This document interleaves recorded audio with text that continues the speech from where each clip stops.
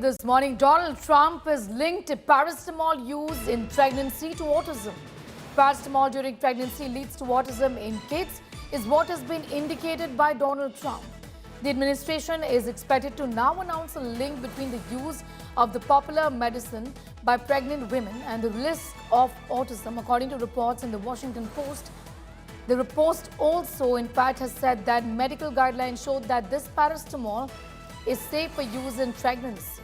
It is an over-the-counter use medicine and pain medication whose active ingredient is known as acetaminophen.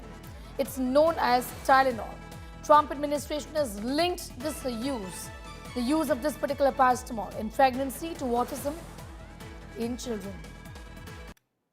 First, effective immediately, the FDA will be notifying physicians that the use of well, let's see how we say that. Acetaminophen. Acetaminophen. Is that okay?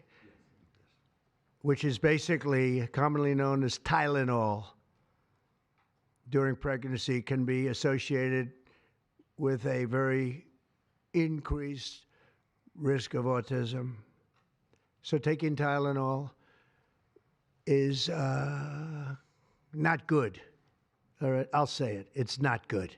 So I think you shouldn't take it, and you shouldn't take it during the entire pregnancy. They may tell you that toward the end of the pregnancy, you shouldn't take it during the entire, and you shouldn't give the child the Tylenol every time he's born and he goes and has a shot. You shouldn't give a Tylenol to that child.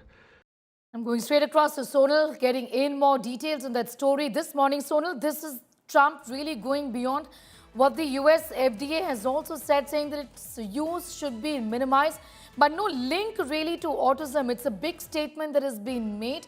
Talk to us about the evidence that is backing this statement, if at all. Not really, but when every time a statement comes from the Trump office, we've got to take it with a pinch of salt. And clearly, this is making headlines here in India as well. But let's try and understand the context of this, Sneha, a little bit. You just heard him over there at the Roosevelt Room in Washington, D.C., addressing a press conference along with the Health and Human Services Secretary, Robert F. Kennedy Jr. over there, and along with other FDA commissioners as well. So he's pretty determined on two things that he's saying. Number one, they have said that autism is now increasingly becoming an issue in US. So two-pronged approach that he's talking about. One, linking Tylenol to rising cases of autism. And the second part of the statement, perhaps that we haven't played out so far, is about talking of a drug which can solve for that problem as well. That drug is called leucovirin. So he's saying that autism is a problem. It is clearly linked to this chemical. Be with us. I'll just come back to you for more details on that story. Senior Dr. Rohan Krishnan is also joining us this morning. Thank you for your time. I want to begin by asking you, how do you look at this statement? I mean, it's not the first time that a statement of this kind has been made by Donald Trump. In the past, also, several links have been drawn, without any backing from a scientific body like the US FDA, for example. Right here also, he seems to be saying something else very different from the FDA said about the use of this medicine in pregnant women. I think that it is laughable and hilarious that someone like someone who is holding the post like the President of the United States of America is doing such things which are pretty and small. Paracetamol has been used in pregnancy for decades long, and it has been seen as the safest drugs. And till now, they were also using it, and we are also using it in almost all the hospitals and all the antenatal care. And they have never seemed to bother us. They have never seemed to give any kind of toxicity. Unnecessary panic, that too in medical field, it is something that which is a blow below the belt, and I think it is highly disappointing that something like this is coming up.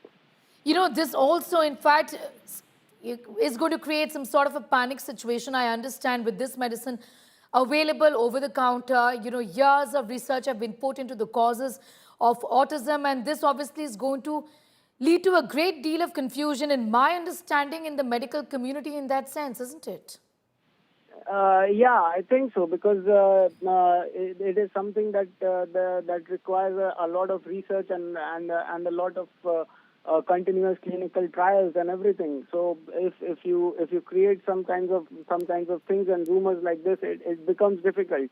It is sad that that medical community is not backing us, is not backing the paracetamol drug from the US. I think that from my experience myself, that I've been giving this drug for quite long.